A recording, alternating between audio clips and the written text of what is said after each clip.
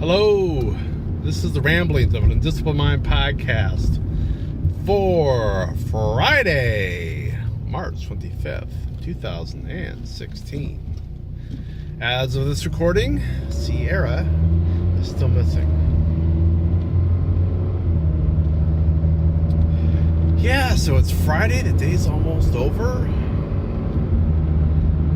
I've got to stop by the grocery store on the way home and pick up some beer because it's Friday. So that means I'm going to stay up tonight a little bit, drink some beer, and watch something. And what I'm going to watch is I've been watching 24 Live Another Day, I think it's called. And I sat and watched 4 episodes of it last week, and so I've got one disc to go, 4 episodes. So that's the plan for tonight. Get that watched. I've been enjoying it. It's fun to watch little 24 again. See little Jack and Chloe. I thought I'd talk about my editing progress today. I have been working steadily on getting Wayward Time edited. Book 3 in the Borrowed Time Chronology. And probably for the foreseeable future, the last installment of the Borrowed Time Chronology. It's not that I didn't leave it open to do further adventures of Ness and Angie, because I very much did. And maybe I'll talk about my reasoning for that at the end after I talk about the editing progress. But I am on chapter 9 right now. For the most part, I'm fairly happy with it. I wrote this thing back in NaNoWriMo 2013, I think it was. And so there are some bits that I remembered, and there are some bits that I did not. And I'm kind of getting to that point where I go, oh yeah, as I'm in certain areas, I remember things that are coming up, and I go, oh yeah. So there is one thing that's not necessarily, well, it's kind of a semi-important point, I guess, because it does flow into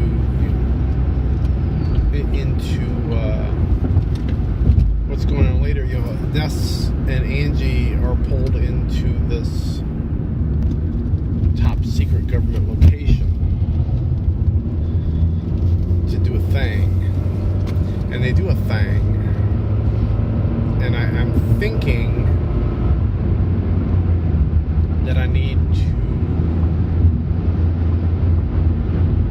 come up with some good reasonings why, after the thing is done, that they're still hanging around, that they're still there. From what I'm reading right now, it just seems to be kind of a, well, we're here, we stay here. It's a given. And I'm thinking, I probably really need to, that needs to be substantiated in some way, shape, or form. So that's one note I've got. I actually need to make a note. I should probably, set up a notes document in Scrivener. Ooh, there's a novel thought to say, here's some stuff to fix. But I was kind of looking at the timing and where I am. I'm actually hoping to maybe do a little bit this weekend.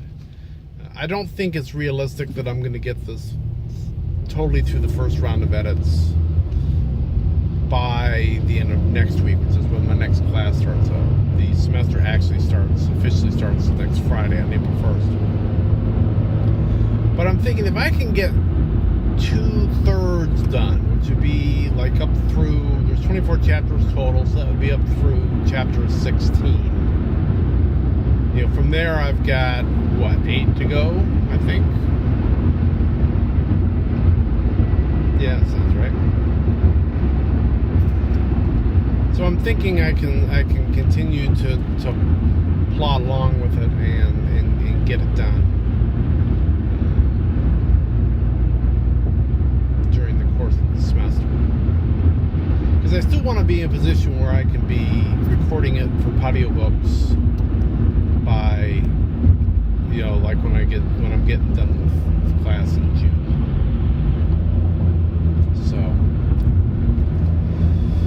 So yeah, I'm thinking that's my plan still.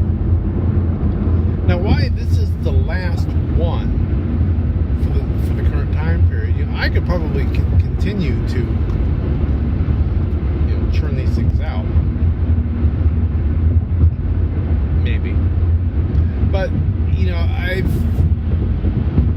I listened to a number of podcasts who were talking about the writing of business and like Ditch Diggers and Merle Lafferty's I Should Be Writing and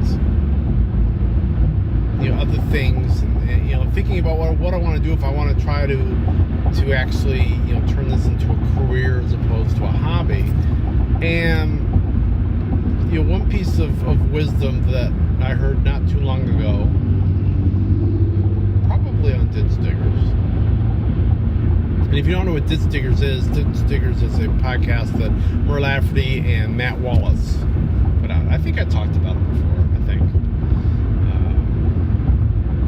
about the business end of writing. And the thing is so I've got these books out there. They're not really selling. I mean, Borrowed Time and Stolen Time are out there. They're just kind of sitting there, as far as I know. I haven't gotten a royalty check from Amazon in forever, and I'm not really marketing them at all. So, if you get out what you put into it, that kind of explains a lot there. But it just doesn't, if it's not something that's going to be sellable to somebody, then, it doesn't make sense. I mean, like as a property to get an agent to want to represent or get a publisher to want to publish it, then it doesn't make sense to continue to spend, more time in that series at this point.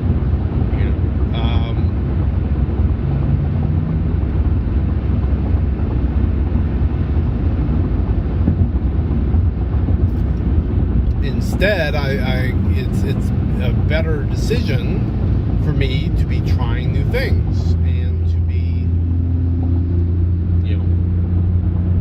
maybe I can hit hit on something that is going to interest people and it's going to be marketable. So I'm not really thinking that I'm going to be writing more Borrowed Time books right now.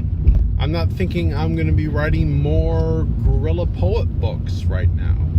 Although I do still, I would like to. I got some feedback on the guerrilla poet, and I do have ideas on ways to rework that, and I kind of like to do that because I don't have guerrilla poet out on ebook, so I kind of like to rework it and maybe try to sell it to a publishing house or just self-pub it and do the reworked version of it, which would be,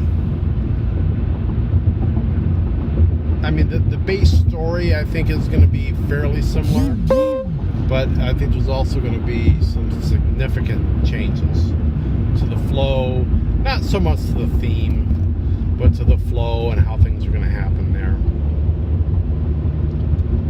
So I kind of like to do that. I'm kind of thinking maybe in 2017 I might tackle that and try to get that reworked. And beyond that, I'm looking to start something new. I've got a new story idea that I'm noodling and I've written some notes on, and I want to do more on that. I want to do some world building activities. I want to do some character stuff on it. My hope is that in my brain I've got that slated for Nano this year. I'd actually like to workshop it on the Roundtable podcast as well, but we'll see if I can get all those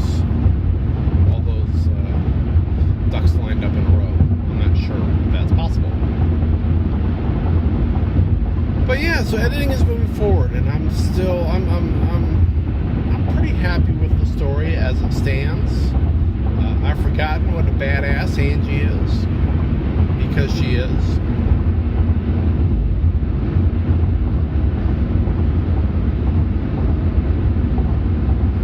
She just punched somebody. Bigger, stronger, and more male than she is. So yeah, it's like, wow, yeah, you go. So I like Angie a lot. She's a fun character to write.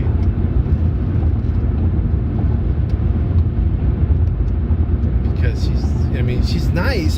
She's not like she's a raging knot of anger, but she's also not one to put up with a lot of BS. And I have fun. I had fun writing her, and I also am enjoying reading her stuff again.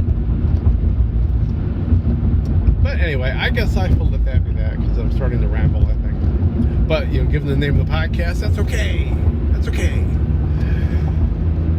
I am going to call it for tomorrow, and I'm not going to do a podcast on Saturday because we've got some cooking to do and some laundry to do, and then we're hopping in the car and we're going down to the in-laws for the holiday weekend.